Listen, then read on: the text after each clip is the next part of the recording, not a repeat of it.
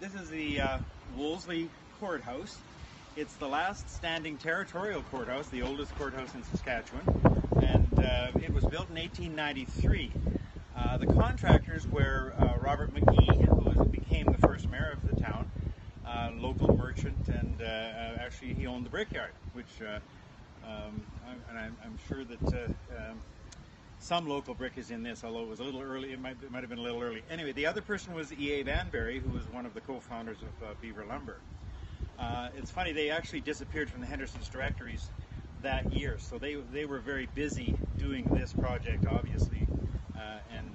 This is the original flagpole. Now, the building of the courthouse is very controversial, very likely a political move, and very likely because we had a senator, William Del Purley, who was from here and had a lot of influence. He became a senator because he gave up his seat as a member of parliament to Mr. Dewdney, who owned a lot of land in Regina, and so he did have some influence with the MacDonald government. And one of the things in my reading, when they opened, the official opening of this building in 1894, there was a big editorial in a Regina newspaper saying, well, we know why Wolseley got the courthouse, because every invited guest at the courthouse opening was a conservative. No other political parties were represented. So could have been just it was probably another political boondoggle, which happened a lot in those days. Now, if you look at the, well, actually, we can just look at the courtroom right here, the courtroom proper, and over there would be the offices for the judge and the bailiff and the other officers of the court. Now, if you look at the old newspapers, you will note that this building was never used very extensively. There are very small columns. The crimes are very minor, and very seldom was anyone sent to jail. I have noticed a certain bias for First Nations people, though. Seems like that was they didn't have any money, obviously, and a lot of those folks were sent to hard labor. The most famous case in here was the Rosa Moore murder case in 1907. She was a little girl. They farmed south of town, and she made the mistake of being lippy to a mentally unstable man who stabbed her to death.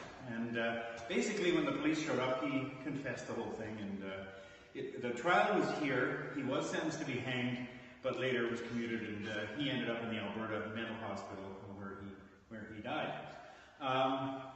However, in 1909, it was really decided that this building was not very well used, and so they moved everything to Moosomin, where the courthouse probably should have been in the first place. It was the larger center. After that, it became a home for juvenile delinquents. Strangely enough, the custodians, teachers, whatever you want to call them, of that home were usually women.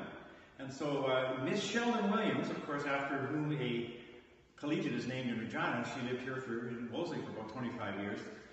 She was one of the people who looked after 15 to 20 rowdy boys and seemed to keep things under control. After that, I remember as a child coming into this building, because the mobile men at the home for the infirm were in this room. It was just beds wall to wall. But we always, as kids, we always loved to come in here and see if anyone was in the war and if they had any good stuff from the war or good stories. There was an old gentleman here who fought with the German army on the Eastern Front and used to tell us that wolves would come at night and pluck the men out of the trenches. And another fellow told me that he learned how to play checkers from the 1903 world champion.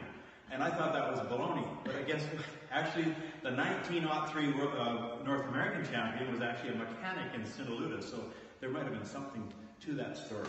But they were interesting old gentlemen and very harmless. You didn't take candy from Pete the Rooster because he had it in his pocket and it was all sticky. But this was just part of our lives, and on the way to the swimming hole, we would stop here and talk to the gentleman, and it was always very interesting. It was generations intermingling. It was never a bad thing.